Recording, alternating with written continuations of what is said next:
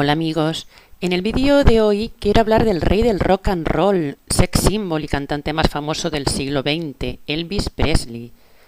Elvis nació en 1935 en Tupelo, Mississippi, y era hijo y nieto de cantantes, pero sus antepasados paternos eran de origen alemán, como Johann Valentin Pressler, quien se instaló en Nueva York y adaptó su apellido alemán Pressler al inglés Presley. Elvis estaba emparentado con Jimmy Carter y hasta con Abraham Lincoln, ya que tenían un antepasado en común que se llamaba Isaiah Harrison, que fue tatarabuelo de Lincoln, porque Elvis era descendiente de judíos alemanes, y de hecho su pelo era rubio aunque se lo teñía de negro. Los hijos de las familias Illuminatis son elegidos, son preparados y son usados como líderes de masas. Familias que pactan con el diablo y hasta entregan a sus propios hijos para que lleven a cabo sus proyectos secretos.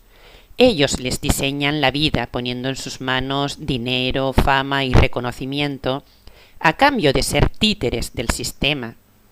Por este motivo, Elvis fue enviado a Alemania en el año 1958 a la base secreta de Freiberg para hacer el servicio militar, animando así a los jóvenes a alistarse en el ejército.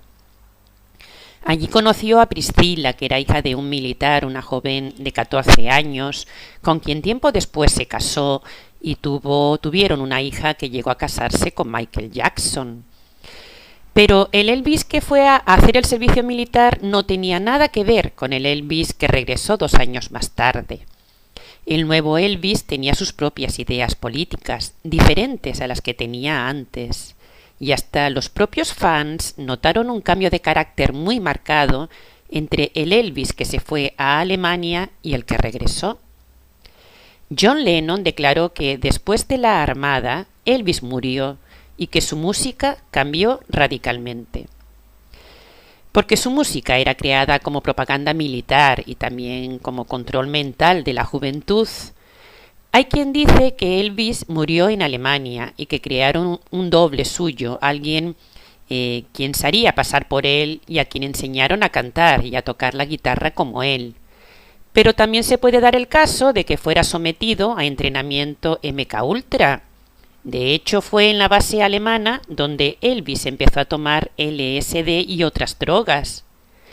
Por este motivo, tras su regreso a Estados Unidos, sus canciones se volvieron más melódicas y se dedicó más al cine que a cantar. Ya no era el salvaje rockero que había escandalizado a todo un país con sus movimientos de caderas. Ahora le preocupaba más su aspecto físico. Le apasionaban las joyas, los trajes de cuero ajustados y los grandes cinturones. Incluso contrató al sastre de Frank Sinatra, que le hizo trajes con capa que imitaban al Capitán Trueno. Y su tupé, perfectamente esculpido, fue su principal seña de identidad, además de su pasión por las armas. Richard Nixon le recibió en la Casa Blanca en 1970 y Elvis le dio como regalo un revólver Colt 45 con 7 balas de plata y le solicitó una placa de agente federal de lucha antidroga, placa que le fue concedida convirtiéndose en un agente antinarcóticos. El nuevo Elvis admiraba al ultraconservador Nixon y se había convertido en un agente secreto que se chivaba de las cosas que hacían otros famosos. Así fue como expuso a Nixon su rechazo a los Beatles por considerarlos antiamericanos y le habló de la mala influencia de este grupo que había ganado tanto dinero en Estados Unidos para luego volverse a Inglaterra y criticar a su país. Le contó las cosas que hacía John Lennon, que fue líder en el Central Park de una manifestación en contra de la guerra del Vietnam. Por este motivo a John trataron de repatriarlo, ya que no habían querido concederle los papeles para que pudiera permanecer en Estados Unidos. El caso es que Elvis consideraba a los Beatles como un peligro para la juventud. Pero aunque los odiaba, su agente, el coronel Tom Parker, que era un espía que había pertenecido al ejército, Le obligó a conocerlos para que la foto pudiera salir en los diarios. Paul McCartney dijo: «Está claro que desde que tengo 16 años he amado sus discos. Hacíamos versiones suyas antes de componer nuestro propio material, pero sus discos recientes no nos gustan». Y John le dijo a Elvis: «¿Por qué no vuelves al sonido de antes? Cuando lo hagas, compraremos el disco». El hecho es que la música de Elvis no volvió a ser la misma y su corona de rey estaba en peligro. A su regreso a Estados Unidos, Elvis entró a formar parte de la logia La Fraternidad y era adepto de la teosofía satánica de Madame Blavatsky y los Rosacruces. Asistía a extraños rituales donde la élite dominante asesinaba a niños y jóvenes y luego bebían la sangre. La mafia controlaba su vida. Y de hecho el grupo de personas que cuidaba de él y que le organizaba todo era conocido como Elvis Mafia o Mafia de Memphis. Un grupo de personas que vestían trajes y gafas negras y que eran miembros de la delincuencia organizada. El mismo revólver que Elvis regaló a Nixon había pertenecido a otro mafioso, Nathan Bedford, quien fue el fundador del Ku Klux Klan, general del ejército confederado durante la Guerra de Secesión, dueño de varias plantaciones y mercader de esclavos en Memphis. Apoyado pues por la mafia, Elvis fue el primer artista en tener un jet privado y en 1957 compró la casa más famosa del mundo, Graceland, que era el regalo que la mafia le hacía a su trabajo de espía. Muchos famosos delatados por Elvis quisieron acabar con su vida, y el mismo Jerry Lee Lewis, con pistola en mano, se plantó en la puerta de su mansión afirmando que quería matar al rey, porque ser un soplón de la CIA le trajo graves problemas. Y por este motivo, al final de su carrera, Elvis tenía que subir al escenario protegido por un chaleco antibalas. Pues bien, en agosto de 1977, la mafia organizó la falsa muerte de Elvis, cuando éste tenía 42 años. Pero que sigue vivo es una de las leyendas urbanas más populares del rock. Los indicios para justificar que no murió en 1977 se remontan al momento de su funeral, porque algunas de las personas que acudieron a darle el último adiós comprobaron que había algo raro en el cuerpo y en el ataúd. Elvis tenía las cejas arqueadas de manera extraña y sus manos estaban tan lisas que parecían artificiales, y eso que él era cinturón negro de karate y tenía las manos llenas de callos. Un fan que lo vio aseguró: «Ese no es Elvis», porque no tenía el rostro hinchado que tenía Elvis y hasta parecía más joven.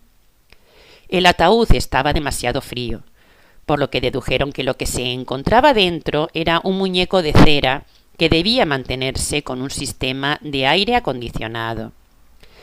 El certificado de defunción también levantó sospechas, porque antes de fallecer Elvis pesaba unos 113 kilos, pero su peso en el certificado era de tan solo 77. Este certificado desapareció después y solo se conserva una copia. Otro dato sospechoso: 2 horas antes de su supuesto fallecimiento se le vio vestido con un traje de la DEA, la Administración de Cumplimiento de Leyes sobre Drogas, y de hecho un helicóptero de la DEA aterrizó en Graceland y rápidamente volvió a despegar. 2 horas después del despegue fue cuando se hizo oficial su muerte. Y también resulta muy curioso su rápido cortejo fúnebre. Pues bien, poco después de que su muerte fuera anunciada, un hombre pagó en efectivo un billete de avión en el aeropuerto de Memphis con destino a Buenos Aires. John Burroughs era su nombre, que era por cierto el mismo alias que empleaba Elvis para registrarse en los hoteles. Tiempo después, John Burroughs cantó canciones de Elvis diciendo que lo imitaba, pero su voz era casi idéntica. El caso es que el día de su supuesta muerte, un Boeing 747 de Pan Am aterrizó en Argentina armando un gran revuelo. y aunque era un vuelo directo y había un billete emitido a nombre de John Burroughs, sin embargo no se reportó la llegada de ningún pasajero con este nombre. Elvis no solo se escondía tras este apodo, sino que tenía otros, como Lancelot. Y un día después de su supuesta muerte, una de sus exnovias recibió una rosa con la firma de Lancelot, un nombre que solo ellos dos conocían. Antes de esta farsa, Elvis se encontraba en vísperas de comenzar una nueva gira, pero no dedicó ningún momento para prepararla, ni listado de canciones, ni ensayos, ni músicos contratados, nada de nada, y muchas personas aseguran haberse encontrado con él. Un policía del condado de Tupelo, donde nació Elvis, que trabajaba con un primo suyo llamado Harold Ray Presley, que se murió, por cierto, comentó que la familia había recibido una carta de condolencia desde Argentina, firmada por un tal Aaron Levis. Sin embargo, la familia aseguró que no tenían ningún pariente en Argentina. Otro dato es que en el último recital que dio en junio del 77, Elvis se despidió con un adiós en español, como nunca antes había hecho. Y un mes antes de su supuesto fallecimiento, había retirado de su cuenta bancaria más de $1 millón. Además, hasta la fecha nadie ha cobrado su seguro de vida, y esto sí que es sospechoso.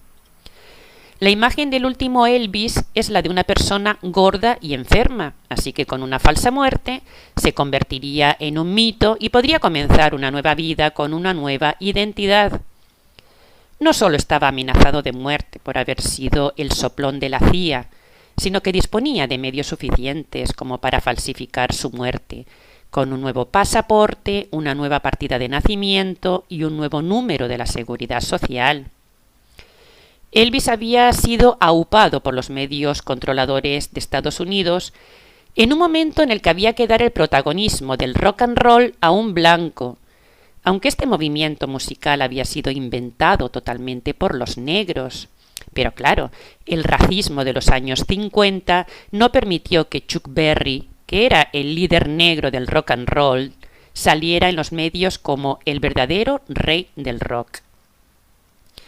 Una prueba de que Elvis estaba protegido por la mafia se encuentra en una carta que envió a Nixon en 1970, en donde Elvis había escrito lo siguiente: hablé con Spiro Agnew, director de la CIA, y el entorno de las drogas, los hippies, el LSD y las panteras negras no me consideran su enemigo.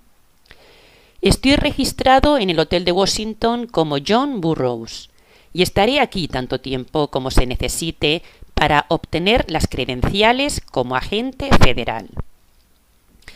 Elvis habló con Nixon de cómo él podía influir en los jóvenes en cuanto al uso de las drogas, algo contradictorio porque él era un defensor de las anfetaminas, los calmantes y otras drogas, e incluso hacía uso de medicamentos en sus giras de conciertos. Pero esta es la propaganda Illuminati que utiliza a personas para conseguir el fin deseado, que consigue crear falsos ídolos que con dinero, fama y belleza se convierten en modelos a seguir. Y ya sabemos que la industria musical y Hollywood, que por cierto significa árbol sagrado, árbol genealógico Anunnaki, son centros de control mental usados por los Illuminatis para controlar las mentes de las personas o para promocionar sus productos. Por este motivo, Elvis era devoto de la Pepsi, la marca que años después promocionaría Michael Jackson, e incluso hizo construir en su mansión una fuente de la que salía Pepsi.